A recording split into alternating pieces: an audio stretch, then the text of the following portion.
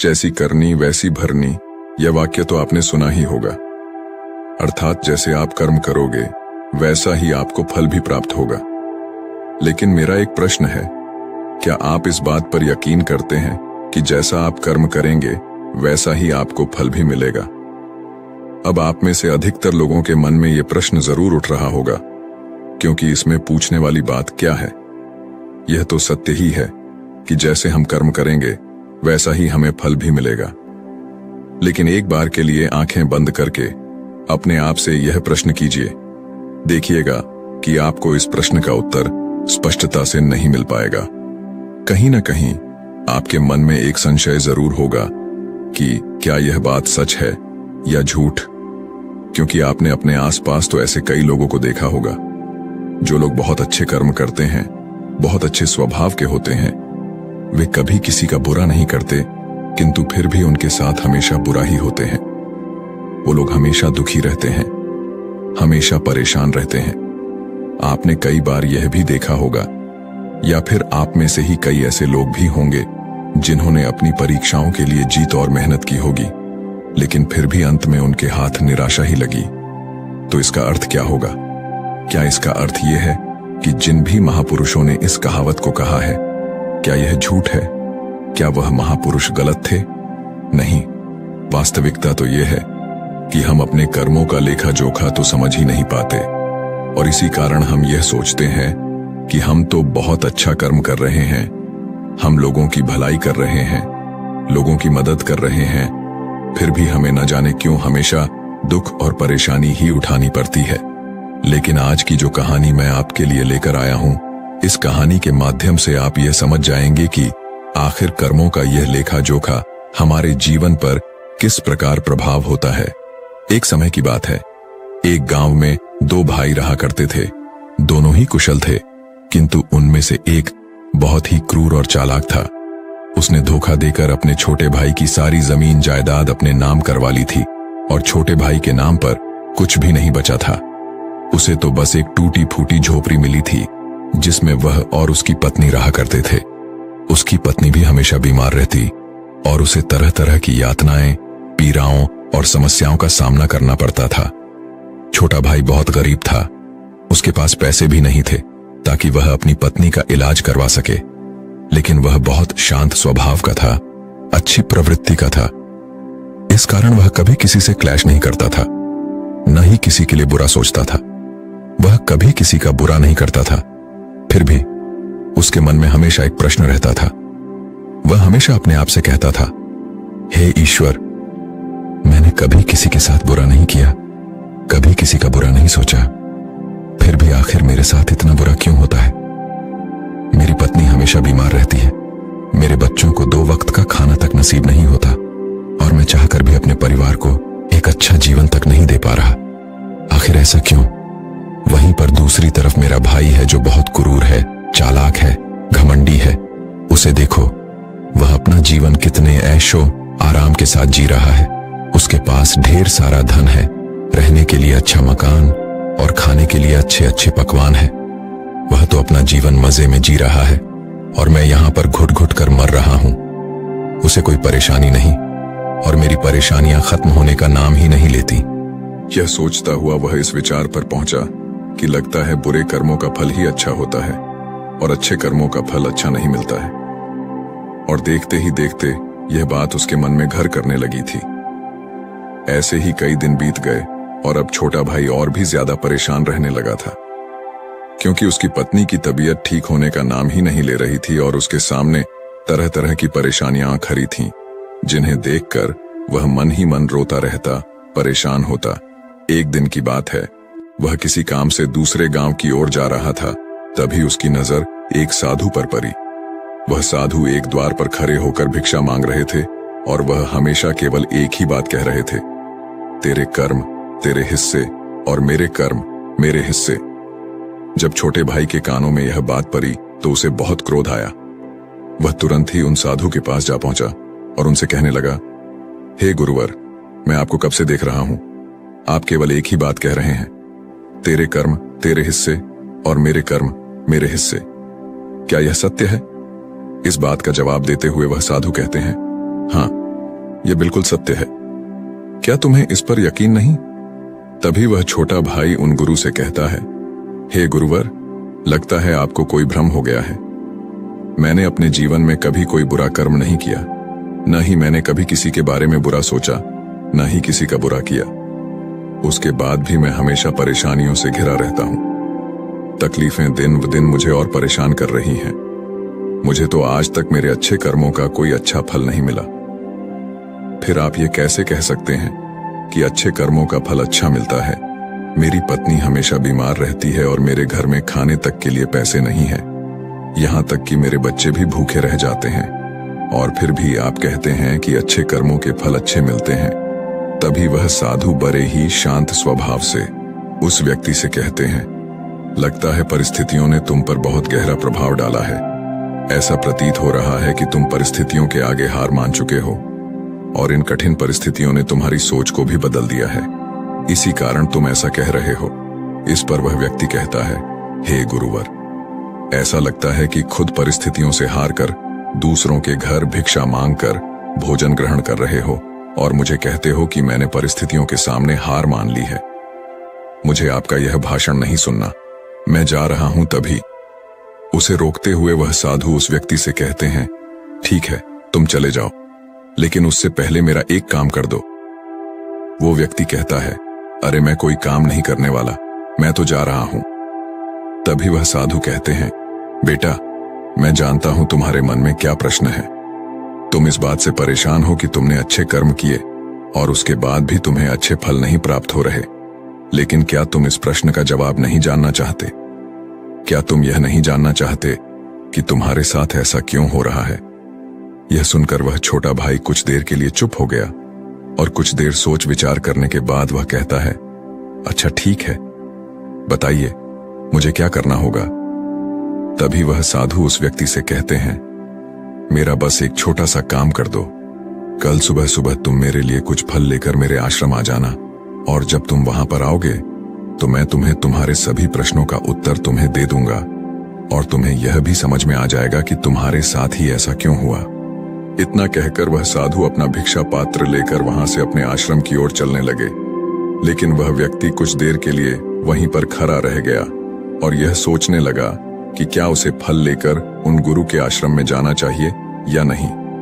यही सोचता हुआ वह घर लौट आया। रात भर उसके मन में केवल यही प्रश्न था कि मैं उनके पास फल लेकर जाऊं या न जाऊं। देखते ही देखते सुबह होने लगी, और अब उस छोटे भाई ने यह तय कर लिया कि वह फल लेकर उन गुरु के आश्रम जरूर जाएगा। वह घर से निकलता है और कुछ फल खरीदता है, जिससे लेकर वह उन गुरु के आश्रम की ओर चल पड़ता है। उन गुरु का आश्रम थोड़ी दूर पर था और उसका रास्ता पास के ही जंगल से होकर गुजरता था, इसीलिए उस रास्ते पर कोई हलचल भी नहीं थी और जगह जगह पर लंगूर और बंदर दिखाई दे रहे थे। जब वह छोटा भाई फल लेकर उन गुरु के आश्रम जा रहा था, तभी उन बंदरों को देखकर उसके मन में यह विचार उठता है कि क्यों न यह फल वह उन बंदरों को खिला दे। लेकिन तभी उसे याद आता है कि उन गुरु ने उसे वो फल आश्रम लाने को कहा है, इसीलिए वह जैसे तैसे अपने मन को मनाकर उन गुरु के आश्रम की ओर चल पड़ता है। और देखते ही देखते कुछ देर में वह उन गुरु के आश्रम पहुंच जाता है। वह उन्हें प्रणाम करके उनसे कहता है, यह देखिए, मैं आ गया, और जैसा कि आपने कहा था कुछ फल लाने के लिए वह भी मैं लेकर आया हूं। अब तो मुझे बता दीजिए कि आखिर मेरे साथ ही ऐसा क्यों होता है। तभी वह साधु मुस्कुराते हुए उस व्यक्ति से कहते हैं, बताता हूं, लेकिन उससे पहले तुम मेरे एक प्रश्न का उत्तर दो। तभी वह व्यक्ति कहता है, कौन सा प्रश्न? तभी वह साधु कहते हैं, जब तुम मेरे आश्रम की ओर आ रहे थे और तुम्हारे मन में जब यह विचार उठा कि तुम ये फल उन बंदरों को खिला दो, तो तुमने ऐसा क्यों नहीं किया? यह सुनकर वह व्यक्ति बड़ा आश्चर्यचकित हुआ। उसे यह समझ ही नहीं आ रहा था कि आखिर जो विचार उसके मन में उठा था वो उन साधु को कैसे पता चला। तभी वह व्यक्ति दोनों हाथ जोड़कर उन साधु से कहता है, हे गुरुदेव, ये बात तो मेरे मन में थी, किंतु आपको कैसे पता चला कि मैं बंदरों को फल खिलाना चाहता था? तभी वह साधु मुस्कुराते हुए उस व्यक्ति से कहते हैं, बेटा, जरूरी यह नहीं कि मुझे यह बात कैसे पता चली, जरूरी तो यह है कि तुमने उन बंदरों को यह फल क्यों नहीं खिलाया।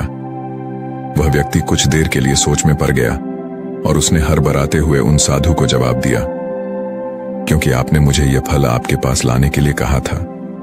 तभी वह साधु उस व्यक्ति से कहते हैं, बेटा, जिस तरह से एक बछड़ा हजारों गायों में भी अपनी मां को ढूंढ ही लेता है, ठीक उसी प्रकार कर्मकर्ता को ढूंढ ही निकालता है।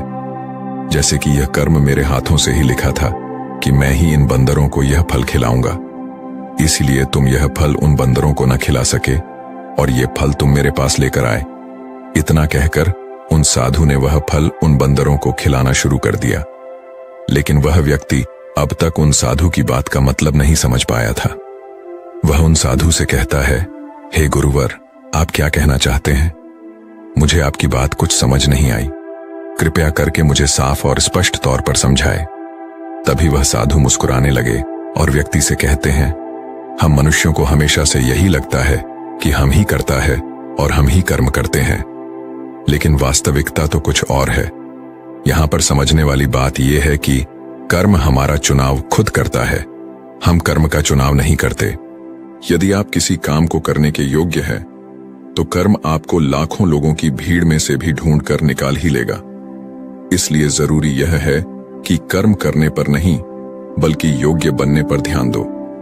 यदि तुम्हारा पूरा ध्यान केवल कर्म करने पर होगा, तो तुम कभी भी योग्य नहीं बन पाओगे और कभी भी कर्म तुम्हारा चुनाव ही नहीं करेगा।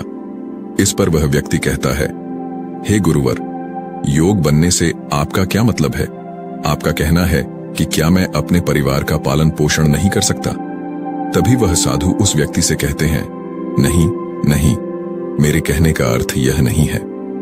मैं तो तुमसे यह कहना चाहता हूं, योग्य बनने के लिए जिन कर्मों की आवश्यकता होती है, उसके लिए तुम्हें पहले छोटे छोटे कामों को करना शुरू करना होगा, और जब तुम उन कामों में निपुण हो जाओगे, कुशल हो जाओगे, इतने योग्य बन जाओगे, तो बड़ा कर्म, या फिर यूं कहें कि यह मुख्य कर्म, जिस कर्म के लिए तुम बने हो, वह कर्म तुम्हें ढूंढ ही लेगा और वह कर्म तुम्हारे पास खुद ही चला आएगा। उदाहरण के तौर पर तुम इन बंदरों को ही देख सकते हो। यह बंदर जब छोटे होते हैं, तब से ही यह पैरों पर चढ़ना सीखते हैं, गुलाटी लगाना सीखते हैं, दौड़ना सीखते हैं, छलांग लगाते हैं। शुरू शुरू में इसे तकलीफ होती है कि कभी गिर जाते हैं तो कभी इन्हें चोट भी लगती है, लेकिन धीरे धीरे ये उन कामों में निपुण हो जाते हैं, कुशल हो जाते हैं, और उसके बाद इनका भोजन इन तक स्वयं ही पहुंच जाता है। इसीलिए अपनी रोजमर्रा की जिंदगी में भी छोटे छोटे कर्म करते रहो, तो बड़ा कर्म तुम तक खुद जला आएगा और तुम किसी भी बड़े लक्ष्य को प्राप्त कर सकोगे। आगे वह साधु उस व्यक्ति से कहते हैं, और यदि तुम योग्य बनने के लिए कर्म करोगे ही नहीं, तो दूसरे लोगों के कर्म भी तुम पर हावी होने लगेंगे, तुम्हारे जीवन को प्रभावित करने लगेंगे। उदाहरण के लिए तुम्हारी पत्नी को ही ले लो। तुम्हारी पत्नी कई दिनों से बीमार है और इसकी तबीयत ठीक ही नहीं हो रही, और तुम ये सोचते हो कि पता नहीं तुम्हें किन कर्मों की सजा मिल रही है। तुम अपने आप को अभागा समझते हो, असहाय महसूस करते हो, लेकिन वास्तविकता तो कुछ और ही है। तुम्हें यहां पर यह समझने की आवश्यकता है कि तुम्हारी पत्नी बीमार अपने कर्मों से है, न कि तुम्हारे कर्मों से। हो सकता है कि तुम्हारी पत्नी ने अतीत में ऐसा कोई कर्म किया हो जिसकी सजा वो आज भुगत रही है, और तुम्हारी पत्नी के कर्मों के कारण ही तुम्हें भी दुख झेलना पड़ रहा है, तकलीफें उठानी पड़ रही है, परेशानियों का सामना करना पड़ रहा है। और यही कारण है कि अधिकांश लोग अपने परिवार के कारण, अपने बच्चों के कारण तरह तरह के दुख झेलते रहते हैं, तरह तरह की परेशानियों का सामना करते रहते हैं। किंतु तुम्हें यहां पर यह समझने की आवश्यकता है कि यदि तुम इस योग्य होते, तुम्हारे पास इतने पैसे होते, तो तुम अपनी पत्नी का इलाज करवा पाते। और तो और यह भी हो सकता था, यदि तुम इस योग्य होते तो तुम्हारा विवाह किसी दूसरी स्त्री के साथ हुआ होता जो स्वस्थ होती, लेकिन तुम उस योग्य थे ही नहीं, और यही कारण है कि तुम अपनी पत्नी के कारण आज दुखों में डूबे हुए हो। किंतु अब तक कुछ भी नहीं बिगड़ा। यदि तुम अब भी योग्य बन जाओ, तो दूसरों के कर्म तुम्हें कभी भी प्रभावित नहीं कर पाएंगे। आगे वह सन्यासी उस युवक को चेतावनी देते हुए कहते हैं, मेरी एक बात हमेशा याद रखना, तुम्हें वह नहीं मिलता जो तुम चाहते हो, बल्कि तुम्हें वह मिलता है जिसके तुम योग्य हो। इसलिए कर्म करने से ज्यादा योग्य बनने पर ध्यान दो, अपनी योग्यता बढ़ाओ। केवल कर्म का फल पाने के लिए कर्म मत करो, और फिर तुम कभी भी इन परेशानियों से निकल नहीं पाओगे। तभी वह व्यक्ति उस साधु के सामने दोनों हाथ जोड़कर उनसे कहता है, हे गुरुवर, आप हमेशा योग्य बनने की बातें कर रहे हैं, किंतु आप यह नहीं बता रहे हैं कि मैं अपनी योग्यता को किस तरह से बढ़ाऊं ताकि मेरा मुख्य कर्म मुझे ढूंढ ले। तभी वह साधु उस व्यक्ति से कहते हैं, यह तो बड़ा ही सरल है, फिर भी लोगों के लिए यह बहुत कठिन हो जाता है। सबसे पहला उपाय यह है कि जो भी कर्म तुम कर रहे हो उस कर्म को कर कर भूल जाओ। अर्थात योग बनने के लिए जो भी कर्म तुम कर रहे हो उसे याद ना रखो, उसे भूल जाओ। यह मत सोचो कि जो तुमने कर्म किया है उसका फल तुम्हें कब और क्या मिलेगा। इसीलिए तो कहा जाता है कि कर्म करो, फल की चिंता मत करो। यदि तुम्हारा मन हमेशा फल की चिंता में ही लगा रहेगा तो इसका अर्थ यह हुआ कि तुमने वास्तविक तौर पर कोई कर्म किया ही नहीं। और हम इसे अधिकांशतर लोग यही गलती करते हैं। उन्हें लगता है कि वह एक अच्छा कर्म कर रहे हैं जिसका फल भी उन्हें अच्छा ही मिलेगा।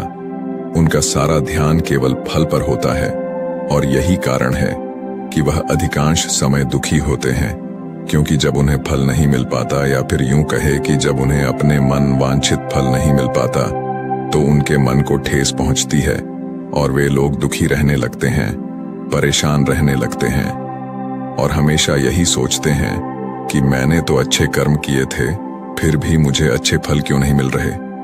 और उनका यही सोचना उन्हें अपने लक्ष्य से भटका देता है।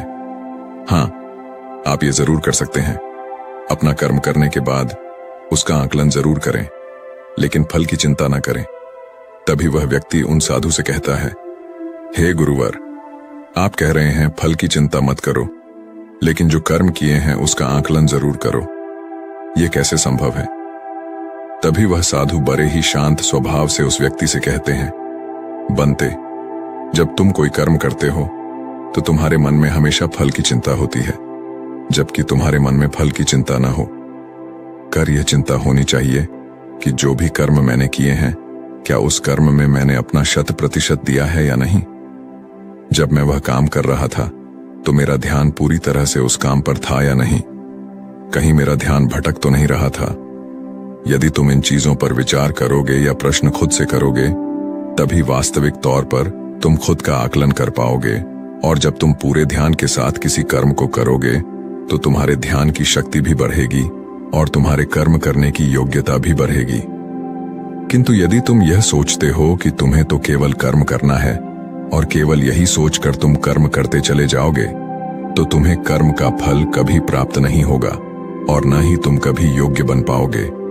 इसलिए कर्म करने के बाद आकलन जरूर करो। ये देखो कि जब तुम वो काम कर रहे थे तो तुम्हारा ध्यान, तुम्हारा शरीर, तुम्हारा मन पूरी तरह से उस कार्य पर था या नहीं। तभी वह व्यक्ति एक बार फिर उन साधु से प्रश्न करता है और कहता है, हे गुरुवर, आप सही कहते हैं कि जब भी हम कोई कर्म कर रहे हो हमारा पूरा ध्यान उस कर्म पर होना चाहिए, लेकिन मैं जब भी कोई कर्म करता हूं तो मेरे मन में तरह तरह के विचार चल रहे होते हैं। मेरा मन विचारों से ग्रसित होता है और तरह तरह की बातें सोचने लगता है।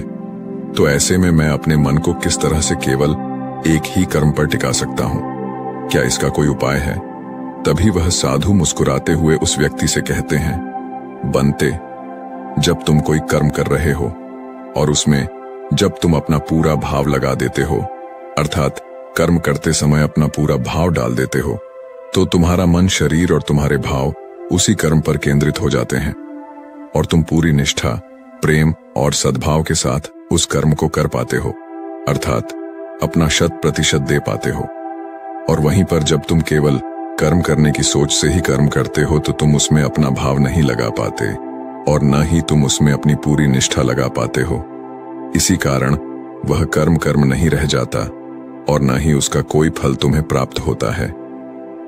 आगे वह साधु उस व्यक्ति से कहते हैं, यदि कोई भी मनुष्य इन बातों को सही तरीके से अपने जीवन में उतारे, इन बातों को ध्यान रख के कर्म करे, तो वह अपने आप को योग्य बना सकता है।